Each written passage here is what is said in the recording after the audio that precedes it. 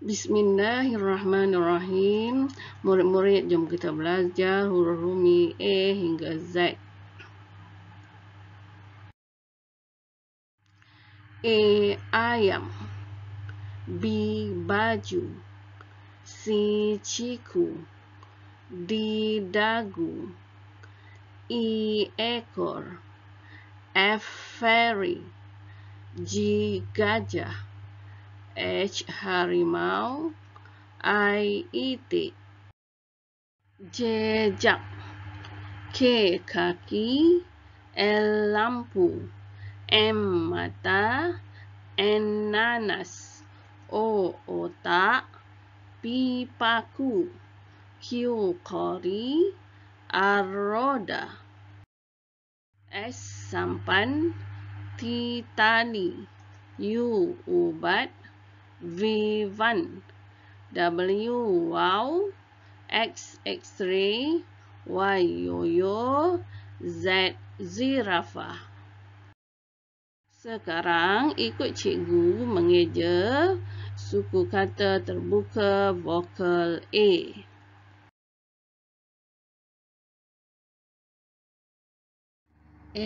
A. Api. B. Ba. Baju. C. Ca. Cawan. D. Dadu. F. Fakir. G. Gajah. H.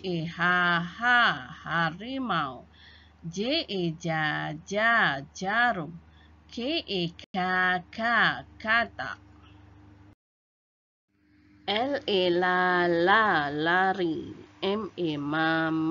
Mata. N. Nanas. P. Padi. Q. Kori. R. Raja. S. Sate. T. Tali. V. Vanilla. W. Wayar. Y. Yaya. Z. Zakat. Bismillahirrahmanirrahim. Murid-murid, jom kita mengeja suku kata KV vokal I.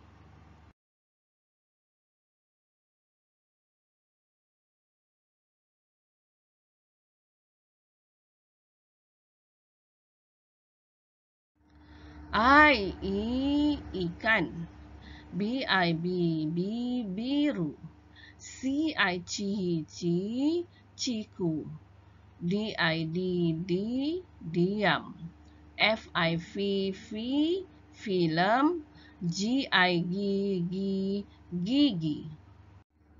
H. Hidung. J. Jiran. K. Kicap. L. Lipas. M. minum. N. nilam. P. pisang. R. ribut. S. sikat. T. timun. V. vina. W. whistle. Y. bayi. Z. zirafah. Seterusnya, mari kita mengeja suku kata KV vokal U.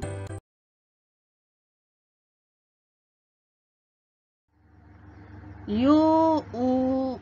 Udang. B. bunga. C.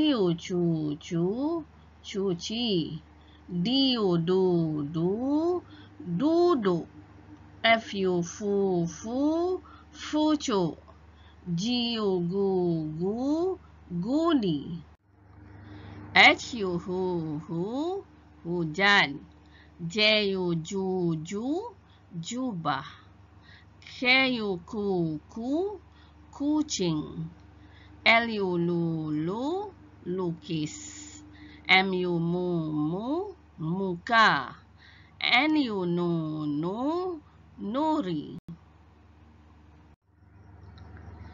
Pu puyu. Ku Quran. Ru rusa. Susu. Tu tupai. Vu.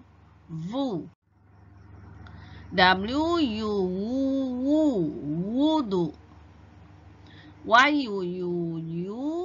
Puyu. Zubir. Oke, itu saja untuk hari ini murid-murid. Semoga Anda semua rajin belajar. Bye.